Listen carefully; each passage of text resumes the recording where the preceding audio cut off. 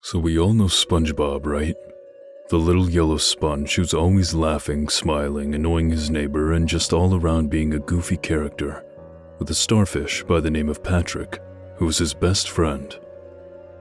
Well, now that we have the introduction all settled, I'd like to let you all know that I have, or rather had, a very rare copy of a SpongeBob episode written by none other than Steven Hillenburg. While roaming Nickelodeon Studios in June 2008, let me tell you that the tickets to get in were not easy to get. Anyway, I ran into Mr. Hillenburg in one of the main areas of the studio. No, literally, I ran into him. See, I kind of snuck into a high-security area and, well, I ended up alerting guards and you get the gist. After bumping into him, I apologized.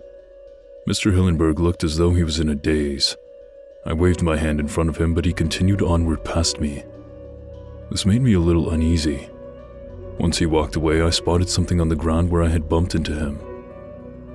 It was a videotape. It didn't have anything of discernible title nor of anything remotely close to what the video was about. No sticker, nothing on the inside of the film protector. Nothing. I picked it up and ran very quickly out of the lot. About a week later, after my initial journey by plane back to Chicago, I remembered that I still had the tape. Seeing as I had a VHS to DVD burner that I got for Christmas last year, I decided to get a blank DVD-R disc and put it into the DVD side of the burner and the video inside of the VHS side. After about 30 minutes or so, it popped out the disc and video. I think that's what they're supposed to do when a disc is done burning. Anyway, I popped the DVD into my computer. Autoplay popped up, of course, because I had modified my computer to do so. I decided to look in the folder for it. There was a movie file that went by the name of Pearl.avi. Pearl. I then double-clicked the movie file as Windows Media Center popped up. Are you ready, kids? Aye, aye, Captain. It was a SpongeBob episode. I thought to myself, ooh, I haven't seen this show in so long. SpongeBob was one of my favorite shows as a 10-year-old, and hearing the nasally laughter of the sponge would make my ears absolutely sing with joy. Well, metaphorically, of course. So as the title of the episode came up, I noticed something odd. There was no title to the episode. It just skipped right into the episode. It showed 3 things I knew and loved about SpongeBob. The 3 main houses, the pineapple, the Easter Island head, and the rock with an antenna on it. I smiled with nostalgia as I heard SpongeBob's laughter echoing through the computer speakers. SpongeBob was watching a TV show on his little diver helmet TV. About 5 seconds after the scene transitioned into SpongeBob's house, and Pearl, Mr. Krabs' daughter, bursts through SpongeBob's door, breaking the door down as she does so. She is seen sobbing hysterically in a comedic manner. You know, mini waterfalls coming out of her eyes. SpongeBob begins to walk over and ask Pearl, "What's wrong?" Pearl replies, "Oh, SpongeBob, it's terrible. Daddy won't talk to me. He hasn't said a single word to me all day. He just sits in his bedroom looking down at the floor, sighing." SpongeBob replies back to her in a bit of a heroic way, "Mr. Krabs, that seems weird. Don't worry, Pearl, I'll go talk to him." "You will, SpongeBob," Pearl replies with a look of happiness on her face. SpongeBob then nods. Pearl is seen hugging SpongeBob and saying, "Thanks, SpongeBob. You're the coralist." The screen transitions with Bubbles coming up to SpongeBob nearing the giant anchor that Mr. Krabs and Pearl live in, saying, "Cool, huh? Cha-cha." And you hear a jazz trumpet chorus playing a chord as SpongeBob is seen doing a comedically cool stance and look. He then knocks on Mr. Krabs' door. We then see Mr. Krabs' claw quickly grab SpongeBob and pull him into his home. "SpongeBob, me boy, I'm glad you're here. I have to tell you something." "What is it, Mr. Krabs?" SpongeBob asks. It's about Pearl. You see, she's... SpongeBob, confused by Mr. Krabs' stammering, asks, "She's what, Mr. Krabs?"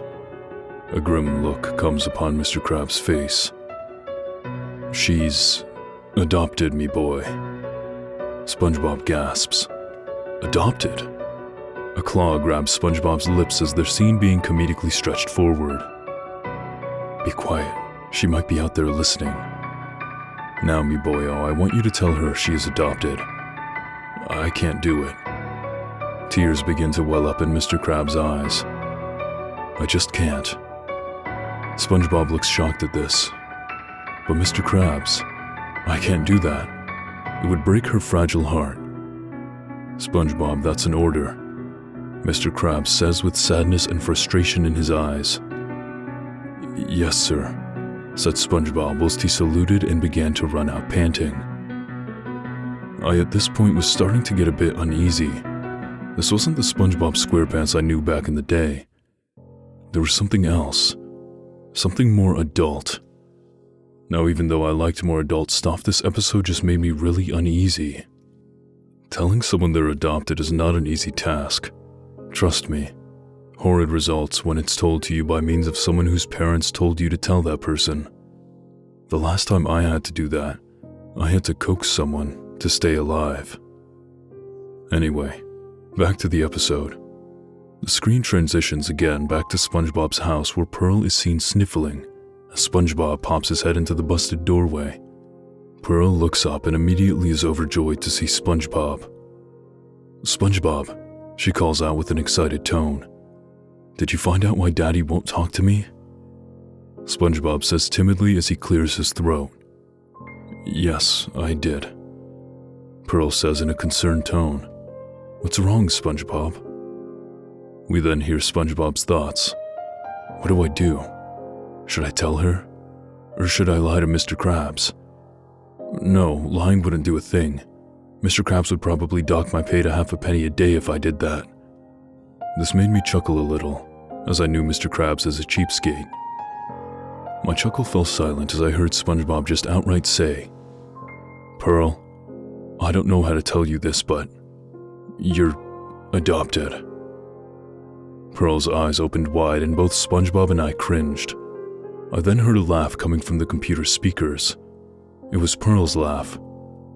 That's a good one, SpongeBob, but really, why won't Daddy talk to me? Pearl, it's the truth. Mr. Krabs had me come over here to tell you. What? No, you're lying. Pearl then slaps SpongeBob and storms out of the house. We then see Pearl walking up to the front door, with tears in her eyes, furious as she pushes open the door forcibly. She sees her father and holding back tears. Daddy, please tell me that it's not true. Please tell me SpongeBob is lying. Mr. Krabs begins to tear up and in a shaky voice tells Pearl, Yes, 'tis true. When you were a baby and while I was out scrounging around with me metal detector near the outskirts of Bikini Bottom looking for loose change, I stumbled upon you and your mother. Or what were left of her, after the scallops got to her. It then transitions to a flashback sequence which to this day makes me cringe. It showed Pearl's mother's eyes gouged out with one hanging, her tongue out and somewhat chewed off, her fins only bone, her ribcage skin ripped off revealing decaying muscle, and her throat had a hole in it showing the larynx, windpipe, and esophagus. I turned away at this point still listening.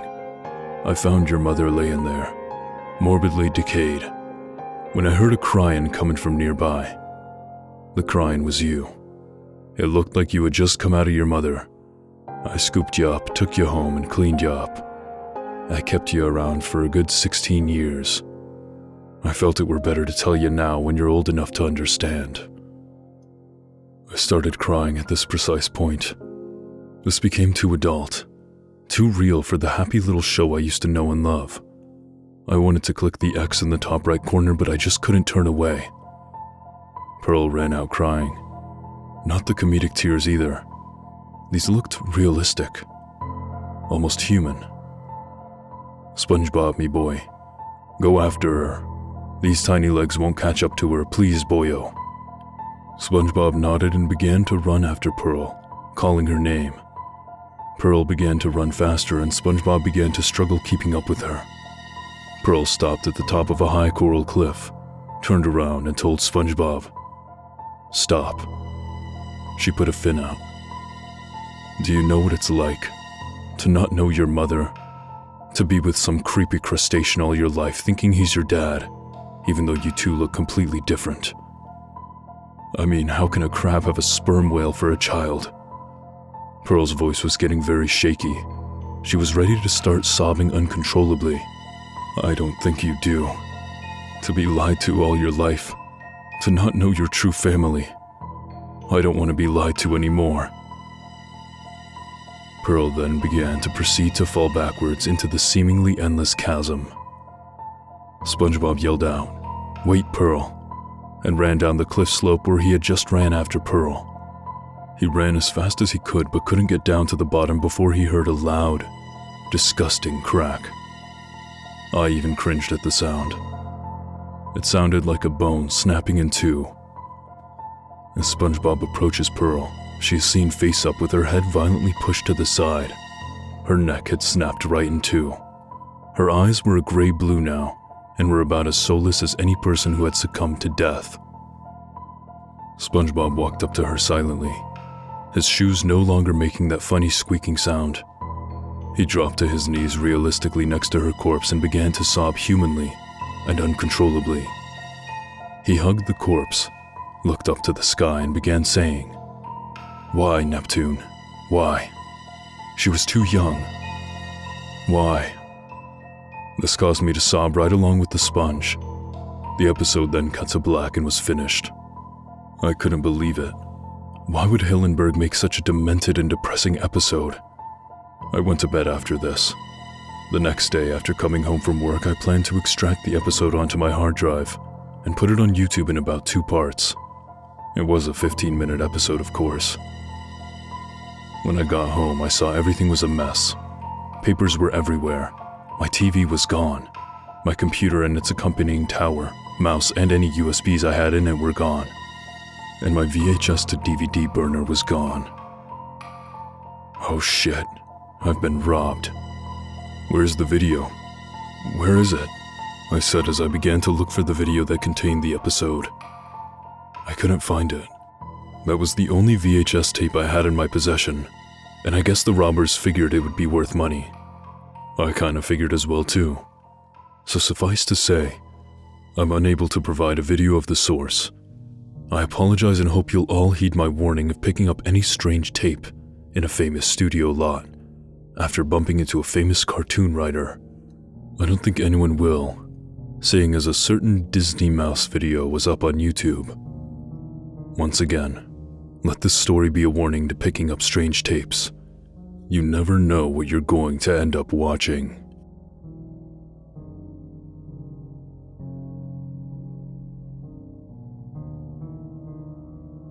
Is that how VHS to DVD burners work? Like you just use it and then it automatically gives it a file? Somehow it reads the episode and it knows to call it Pearl.avi? I'm highly doubtful. Also, there's this trend in lost episodes where something human is shown. Like Pearl was crying human tears.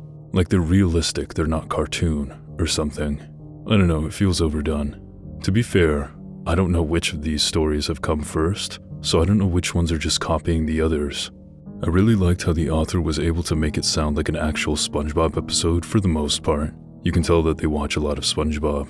It doesn't seem realistic, like I just have pretty much 0% belief that this would ever be real. You don't accidentally drop a VHS tape and then not realize that you're dropping it, especially if you're off in a hurry and presumably hiding the VHS tape. Also, how did they get a Nickelodeon? I don't know. Okay, I'm gonna give this one a 2 out of 5. Let me know what you thought of it in the comments below. And thank you for listening and for answering the call of the night spirit.